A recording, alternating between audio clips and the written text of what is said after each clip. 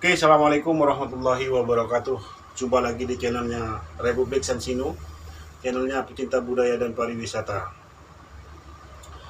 Di video kali ini, Republik Sansino tidak bahas budaya ataupun pariwisata ya, melainkan Republik Sansino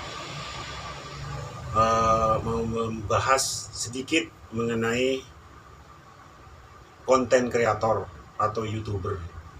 Karena banyak teman-teman yang bilang, saudara-saudara yang bilang, bahwa teman-teman yang jauh bilang menjadi konten kreator itu atau YouTuber itu katanya mudah. Mudah dan gampang. Saya ingin menjawab, saya tidak setuju. Dan kata siapa menjadi konten kreator atau YouTuber itu mudah dan gampang?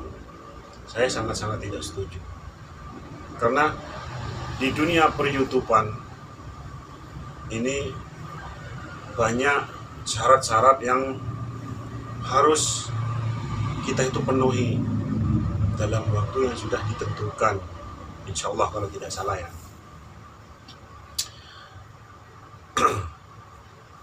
Salah satu syarat itu subscriber dengan jam tayang.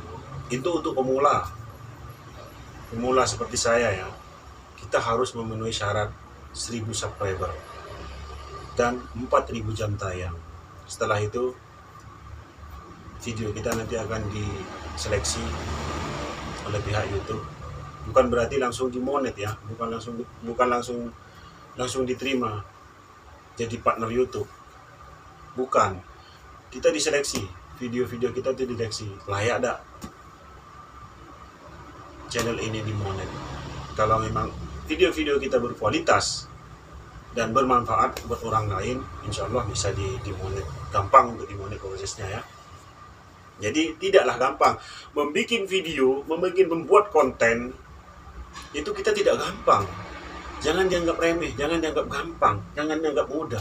Nah, disinilah titik saya ngomplain dan sangat tidak setuju kalau konten kreator dan YouTuber itu mudah dan gampang. Sangat-sangat saya tidak setuju ya. Tapi kalau untuk di Indonesia, untuk mengurangi angka pengangguran di Indonesia, itu saya sangat setuju dengan adanya aplikasi YouTube. Itu saya sangat setuju. Karena menjadi konten kreator itu tidaklah orang yang berpendidikan, lulusan SMA, SMP ataupun sudah kuliah S1, S2, tidak. Nah, disitulah dengan adanya aplikasi YouTube ini bisa ngurangin angka pengangguran di Republik Indonesia. Itu saya setuju. Kalau mengatakan menjadi konten kreator atau YouTuber itu mudah dan gampang, saya sangat-sangat tidak setuju. Saya pribadi susah. Sampai sekarang channel saya aja sepi. Itu karena saya nggak bisa berpikir, mumet untuk berpikir untuk jadi diisi konten apa supaya channel saya ini ramai penonton dan cepat mencapai jam tayang gitu loh. Nah, caranya untuk kita bisa mencapai itu, kita kalau menjadi konten kreator dan YouTuber itu, kita harus minimal punya 3 poin ini. 3 poin ya. 3 poin. Yang pertama, kita harus siapkan mental dan nyali kita. Saya akan menyiapkan 3 poin ini dengan maksimal. Dengan semaksimal mungkin, dengan 100%. Kalau bisa, saya akan berusaha itu. Supaya apa? Supaya bisa mencapai 1000 subscriber dengan waktu yang sudah ditentukan, 4000 jam tayang dengan waktu juga yang ditentukan. Yang pertama, kita harus menyiapkan mental dengan nyali. Mental itu penting banget. Karena kalau kita nggak punya mental kita malu, mental kita ketek maksudnya, mentalnya gini, kita nggak bisa beradaptasi sama orang. Untuk ngobrol sama orang, untuk misalkan untuk bertanya-tanya atau kolaborasi, saling berkomunikasi, tukar pendapat, itu tidak bisa. Kalau di rumah kita berkomunikasi sama keluarga gampang, tapi kalau masa iya kita mau berkomunikasi sama keluarga terus, kita harus keluar. Terkecuali konten kita memang konten keluarga. Konten keluarga itu pun kita tidak gampang untuk mencari ide-ide yang menarik. Betul lah. Ide-ide yang menarik untuk channel kita tuh ditonton sama orang. Begitu. Makanya jangan mudah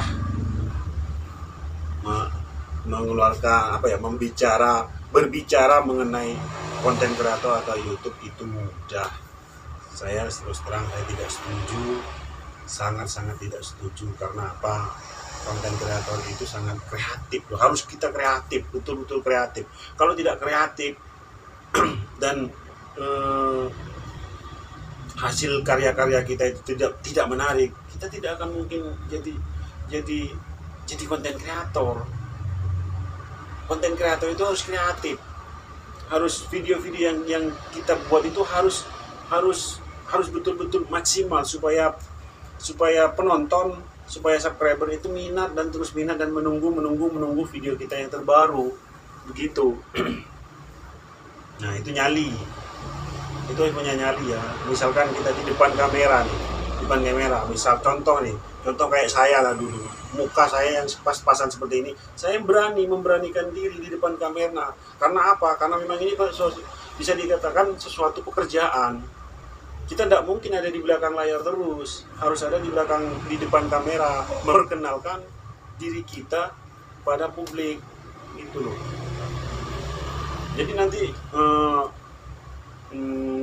gara-gara cuma wajah yang kurang ganteng, yang kurang perfect dalam penampilan, pokoknya segala macam lah, kita tidak berani ditampil di depan kamera. Itu tidak boleh. Itu harus kita tampil apa adanya.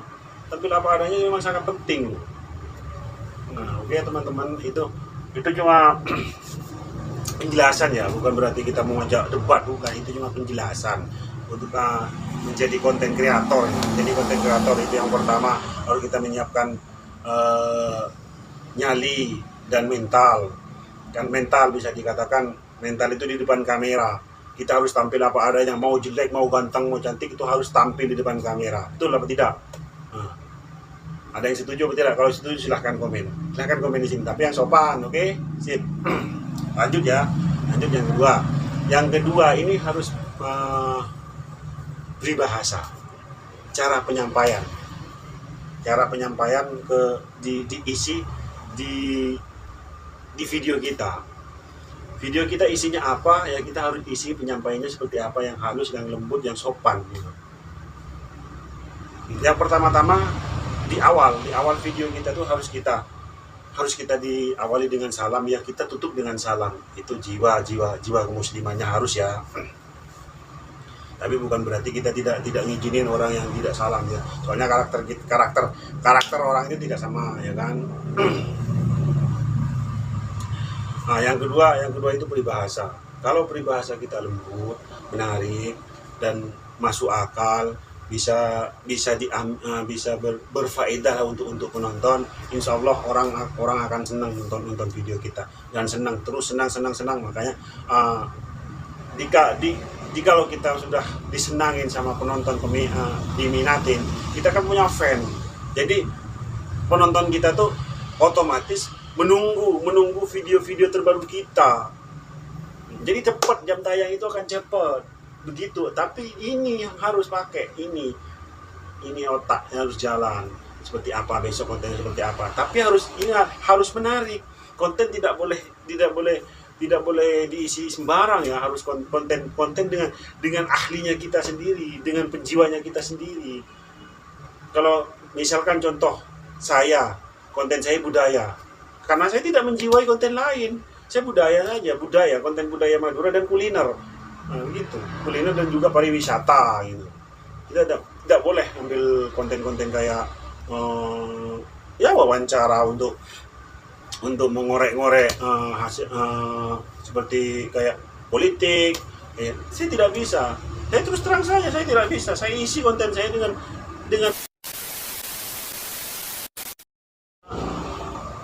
kemampuan saya seperti apa ya gitu.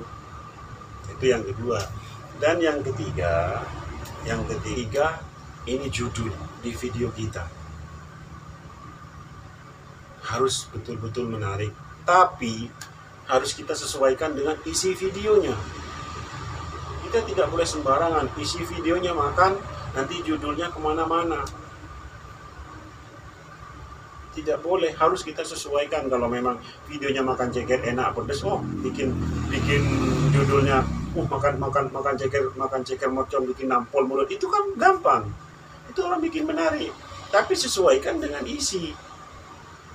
Bagaimana judul itu sangat berpengaruh ya teman-teman, judul itu sangat berpengaruh, dan penampilan depan, sampul depan, thumbnail namanya. Nah, dari pihak YouTube sudah menyiapkan 3 thumbnail, sebetulnya sudah 3 thumbnail. Tapi kebanyakan kita mau rubah dengan hasil thumbnail buatan tangan sendiri, buatan kita sendiri, karya kita sendiri, supaya lebih menarik untuk ditonton, gitu ya, supaya lebih menarik ditonton. Karena